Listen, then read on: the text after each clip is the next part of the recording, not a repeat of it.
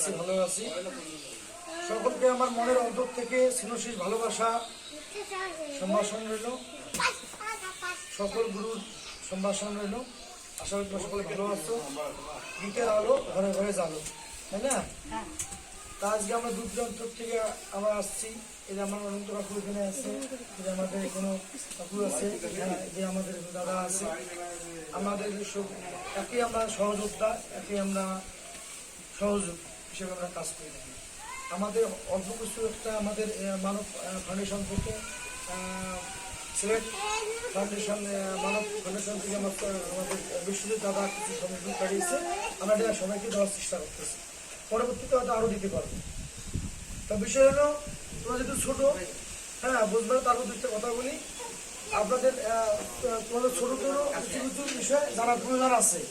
ছোটো থেকে যা শিখবো তাই বড় বিষয়টা মাথায় থাকবে। আমাদের সনাতন ধর্ম হলো বৈদিক ধর্ম, তাই না? এই বৈদিক ধর্মের মধ্যে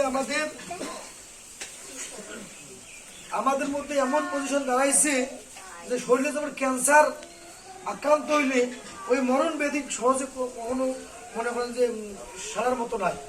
মরণ ব্যাধি ক্যান্সার হইলে তৎগ্রুপ এরকম আমাদের বাংলাদেশে প্রত্যেক দিন নিয়মিত খুন, গুম, ধর্ষণ এবং মন্দির ভাঙচুরের ঘটনা ঘটতেছে। ইতিমধ্যে বাংলাদেশের শারদীয় দুর্গাপূজা উৎসব উপলক্ষে এই মহালয় শেষ না হইতেই বাংলাদেশের ইতিমধ্যে রংপুর, গাইবান্ধা, তারপরে তারাগঞ্জ, বরিশাল, ডিমলা, কুড়িগ্রাম, গাজীপুর, ঝিনাইদহ, কাশিমপুর, কুষ্টিয়া, বাংলাদেশের প্রায় বিভিন্ন জায়গার মধ্যে অন্তপক্ষে 20 থেকে 25টা মন্দির পর্যন্ত ভাঙার আমরা অনুসন্ধান পেয়েছি। একটু মজার বিষয় হলো, বাংলাদেশের প্রশাসনের মধ্যে আমাদের একটা রাস্তা ছিল। আমরা যখন যুব সমাজরা আজ বাংলাদেশের ফেসিবাদ সরকারকে উৎখাত করার জন্য যুব সমাজ দাঁড়িয়েছিল এই স্বৈরাচারের বিরুদ্ধে। আজ বাংলাদেশের নতুন পুনরায় গঠন হয়েছে অন্তর্বর্তী সরকার গণ অধ্যাপনের মাধ্যমে। এই ডক্টর ইউনূসের যে পালিত এবং নালিত যে প্রশাসন আছে, এই প্রশাসন যদি দুই একটা দুষ্কৃতীকে যদি গ্রেপ্তার করে বা গ্রেপ্তার করা হয়, তখন দেখা হয় প্রতিবন্ধী এবং পাগল হিসেবে গণ্য হয়। এগুলো প্রশাসন এগুলো দৃষ্টি একটা শুনে এই সমস্ত জিনিসগুলো উপস্থাপন করে।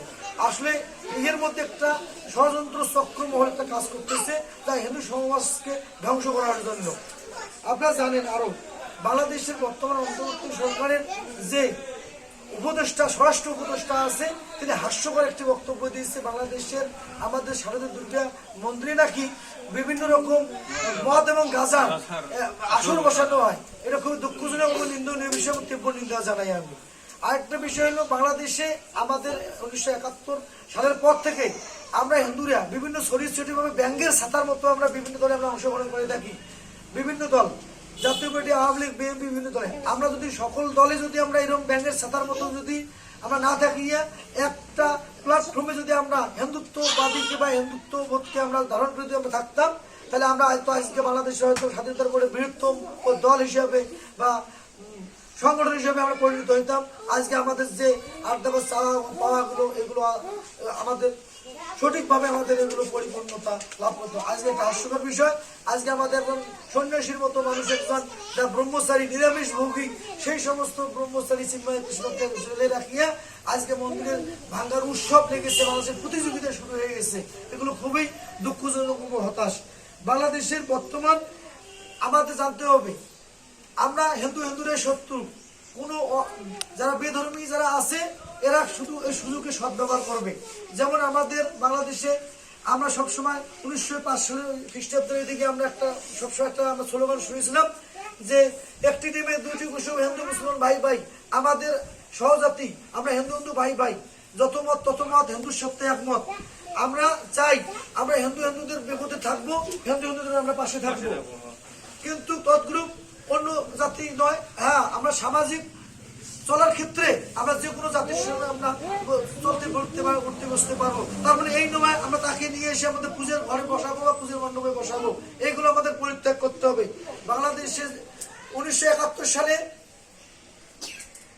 যেমন বাংলাদেশে অনেক যোগেন্দ্রনাথ মন্ডলের মতো এরকম ফেসিবাদ রয়েছে। এইরকম ফেসিবাদ আমাদের হিন্দুদের যারা এরকম আসছে, যারা দালাল, এদের সঙ্গে আমাদের অব্যাহত থাকতে হবে। আমাদের এইগুলোকে চিহ্নিত করে আমাদের দূরে থাকতে হবে। এদেরকে প্রশ্রয় দেওয়া যাবে না কোনো মন্দিরে। এদের কারণে আজকে আমাদের এই দুঃখ দুর্দশা।